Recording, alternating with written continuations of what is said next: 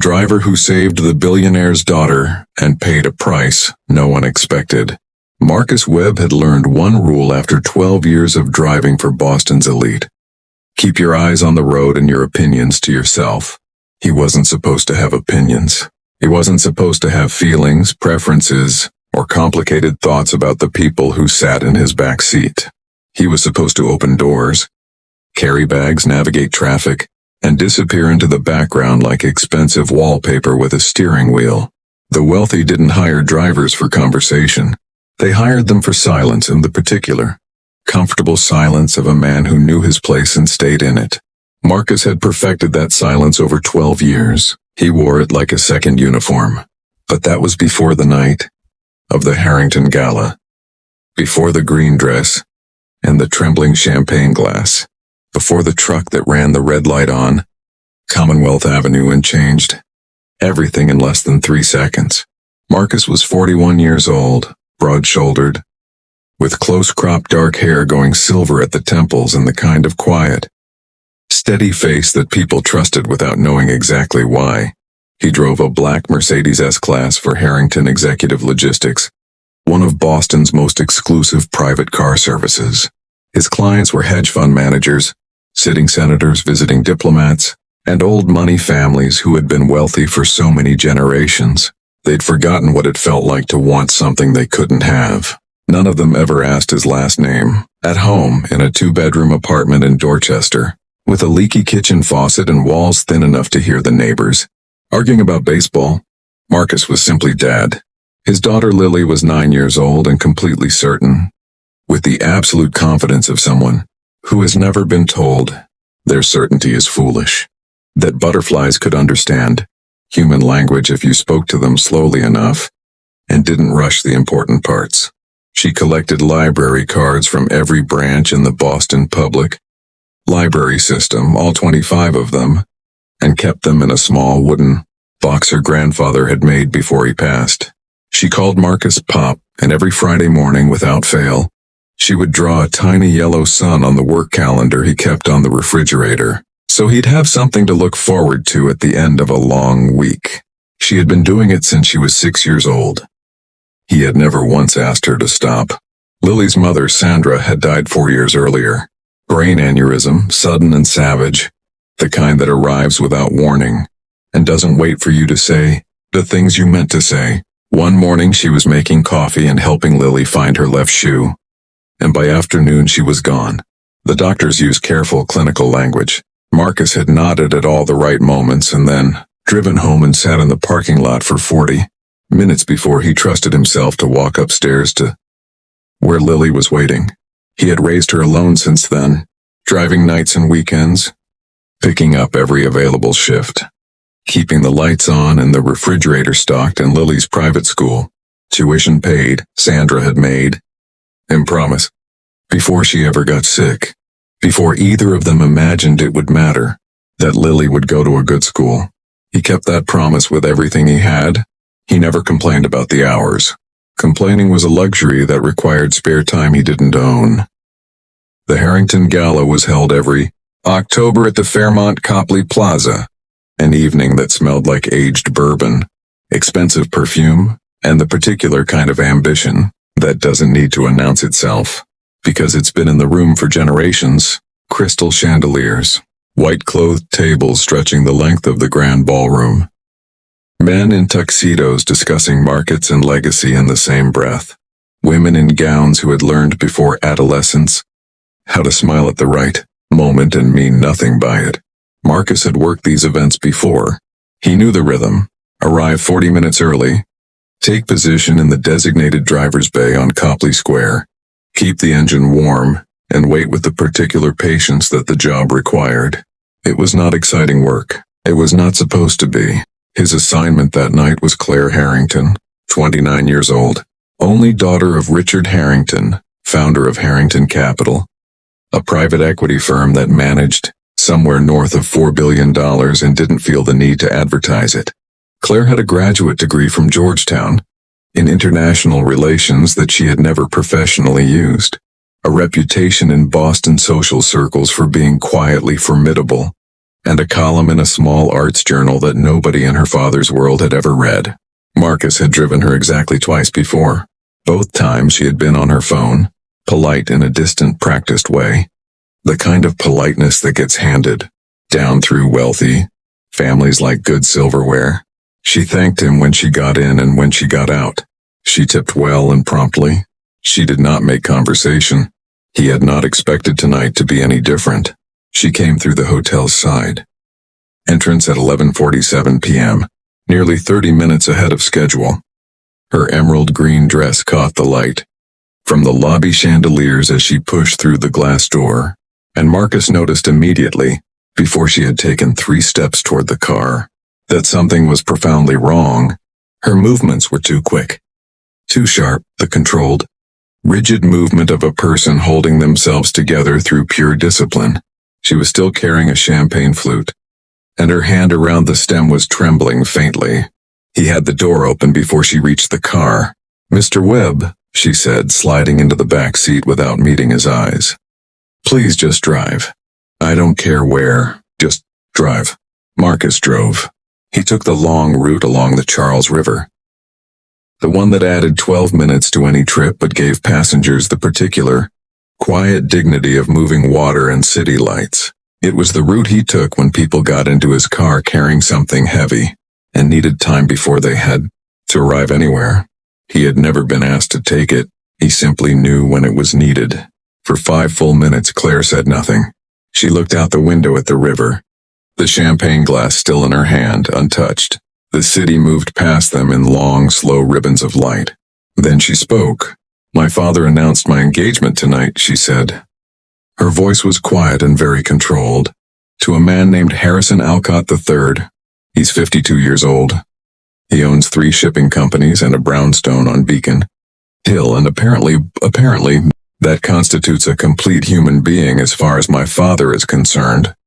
Marcus kept his eyes on the road and his hands steady on the wheel. "I've met him 4 times, Claire continued. 4 dinners over 2 years. He talked about cargo routes in his college, rowing team, and a fishing trip in Montana. He asked me nothing, not one question. What about my life, my work, what I care about?" She paused. "Tonight my father made the announcement with champagne and applause, and my mother cried what she called happy tears, and the entire room congratulated me, and nobody, not one person in that room, thought to ask if I was happy." She stopped. The river slid past outside. "I'm sorry," Marcus said. 2 words, plain, unhurried, carrying no agenda and no advice. Just acknowledgement, the simple, human confirmation that what she was feeling was real and worth feeling. Something in those 2 words seemed to loosen, something that had been locked tight in her chest all evening. She exhaled slowly, deeply, like a person surfacing after a long time underwater. "You're the first person tonight who said that," she said quietly. They drove another mile in silence, and it was the good kind of silence, the kind that holds rather than empties. It happened at the intersection of Commonwealth Avenue and Dartmouth Street at 12:09 in the morning. Marcus saw the delivery truck in the instant. Before it was a problem. Headlights wrong, angle wrong, speed wrong, coming through the red light from the left without any sign of slowing. His brain processed it in the space between one heartbeat and the next. He didn't deliberate. He yanked the steering wheel hard to the right, accelerated into the open lane, and absorbed the impact on the rear quarter panel. The furthest point from the passenger door, the furthest point from Claire. The Mercedes spun 90 degrees. Tires screamed against cold pavement. Glass cracked somewhere. Then the world went still. In the silence that followed, Marcus's first words were calm and clear. "Miss Harrington, are you hurt?" She had both palms pressed flat against the seat back. Her champagne glass had shattered somewhere during the spin. There were small pieces of crystal catching the streetlight near her feet. Her face was white, but when her eyes found his in the rearview mirror, she shook her head slowly. "No," she said. "I'm not hurt." The delivery truck driver climbed out of his cab, unhurt but badly shaken, still processing what had happened. Police cruisers arrived within 4 minutes. The responding officer, a 16-year veteran named Castillo, who had worked these streets long enough to read an accident scene the way other people read a book, walked a slow circle around the damaged Mercedes and stopped when he reached the impact point. He looked at the crumpled rear panel. He looked at Marcus. He did the geometry. "You turned into it," Officer Castillo said. It wasn't a question. "Had to put the impact away from the passenger door," Marcus said. Castillo nodded once slowly, the kind of nod that means more than agreement. The following morning, Marcus was summoned to the Harrington Logistics headquarters on Boylston Street.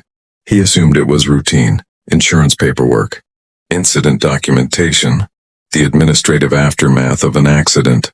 He wore his cleanest suit and arrived 5 minutes early. He did not expect Richard Harrington to be in the room. The man was exactly as Marcus had imagined from a distance, silver-haired, sharp-featured, with the quiet, absolute authority of someone who had spent decades being the most important person in every room he entered. His suit was charcoal and perfectly fitted. His eyes were assessing but not unkind.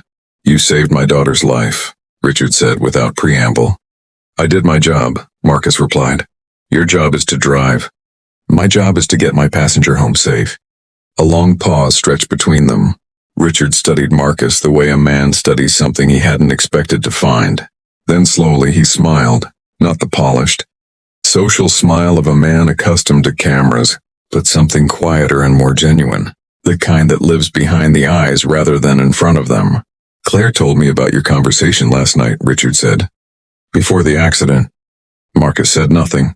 "She said you told her you were sorry, and somehow managed to say more in 2 words than anyone has said to her in longer than she can remember." Richard leaned forward slightly, folding his hands on the table. "She has requested, and I want to be precise about this, because Claire does not make requests lightly, that you become her permanent, exclusive driver, effective immediately. The position comes with a 30% salary increase and full benefits review." Marcus opened his mouth. "Non-negotiable," Richard said, not unkindly. "My daughter is rarely wrong about people.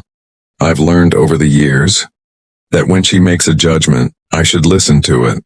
3 weeks later, a photograph appeared in the Boston Globe Society column. It was taken on the front steps of the Boston Public Library on a bright Saturday morning. Claire Harrington in a camel coat and no jewelry. Marcus Webb in his day-off jacket. And between them, holding a library card in both hands like it was made of something precious, Lily. She was looking up at Claire with the complete, unfiltered attention that only 9-year-olds and very old dogs manage to give another human being. The headline read, "Harrington Heiress and Mystery Driver, a friendship that has Boston talking." The truth behind the photograph was both simpler and far more meaningful than any headline. Claire had mentioned during a drive through the Back Bay that she had never actually been inside the Boston Public Library, had driven past it hundreds of times, had always meant to go.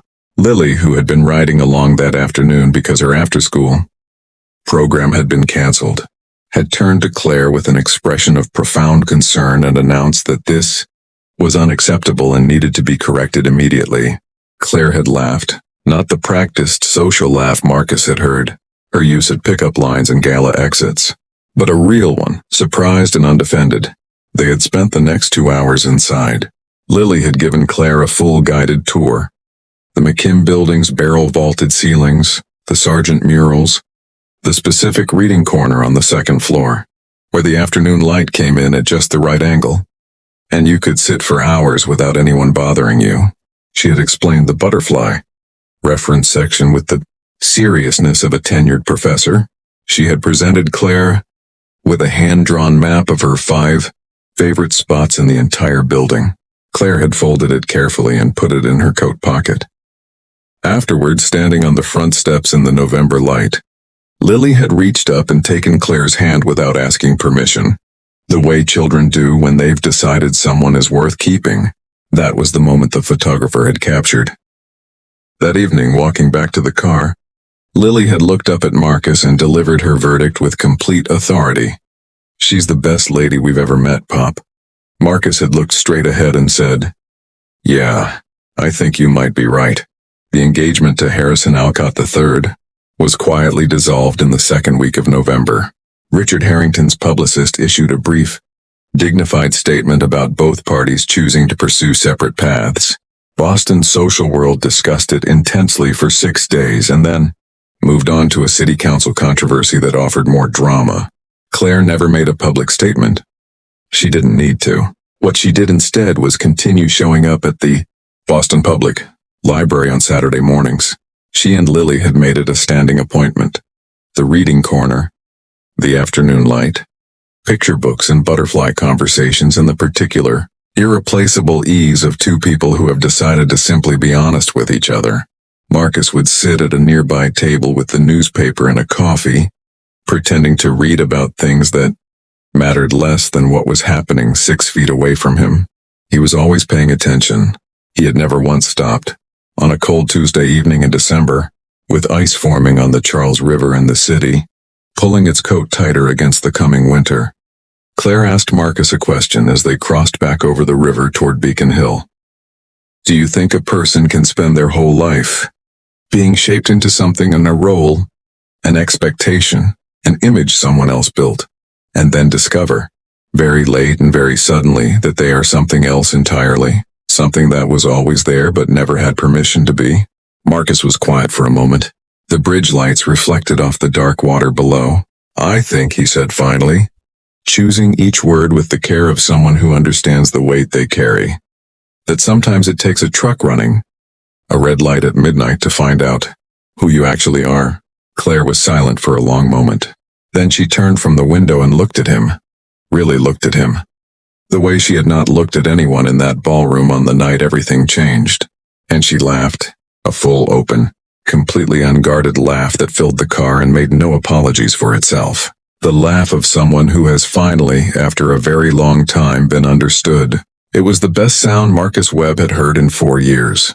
He drove home that night through streets glittering with early frost, parked in the Dorchester lot, and climbed the stairs to the apartment where Lily was already asleep, her library card stacked neatly on the nightstand. He went to the kitchen calendar. He drew a small yellow sun, not on Friday, just on today, a random Tuesday in December, because today had been the kind of day that deserved one. He stood there for a moment in the quiet kitchen, with the leaky faucet and the thin walls and the life he had built from whatever materials grief had left him. And for the first time in longer than he could clearly remember, Marcus Webb felt like something was beginning, not ending, not enduring, not merely continuing, beginning. Some people arrive in your life through the front door, announced and expected. Others find you at an intersection you weren't watching, in the middle of an ordinary night. When a truck runs a red light and suddenly everything that was background becomes foreground. Pay attention. That's where the real story starts.